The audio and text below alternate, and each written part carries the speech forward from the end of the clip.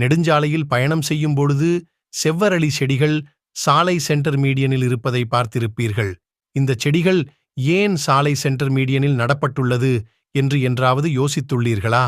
நெடுஞ்சாலையில் எப்போதும் வாகன போக்குவரத்து அதிகமாக இருக்கும். இந்த வாகனங்களில் இருந்து வெளியேறும் புகையிலிருந்து கார்பன் நச்சுக்கழிவு அதிகளவு வெளியேறும். இந்த நச்சுக்கழிவை காற்றில் உறிஞ்சி தூய ஆக்சிஜனாக மாற்றித்தரும் பண்பு தாவரங்களுக்கு உண்டு. இது செவ்வரளி செடிக்கு இன்னும் கூடுதலாக இருக்கும். இதன் இலைகளின் அடர்த்தி தன்மை இதற்கு ஒரு காரணம். இது காற்றில் உள்ள கார்பன் கழிவை எளிதில் உள்வாங்கும். செவ்வரளி பொதுவாகவே வறண்ட பகுதிக்கு ஏற்ற தாவரமாகும். இதனால் எறும் தண்ணீர் ஊற்றி பராமரிக்க வேண்டிய அவசியமில்லை. மண் அரிப்பை கட்டுப்படுத்துவதிலும் இரைச்சல் மாசுவை கட்டுப்படுத்துவதிலும் செவ்வரளி செடி முக்கிய பங்கு வகிக்கிறது.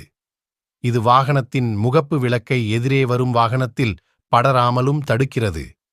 பொதுவாக செவ்வரளி இலைகளை ஆடு, மாடு என எதுவும் சாப்பிடாது. அழகு மட்டுமே பிரதானம் என்பதால் செவ்வரளி செடியை யாரும் ஒடிக்க மாட்டார்கள். இதனால்தான் நெடுஞ்சாலை ஓரங்களில் செவ்வரளி செடிகள் வளர்க்கப்படுகிறது.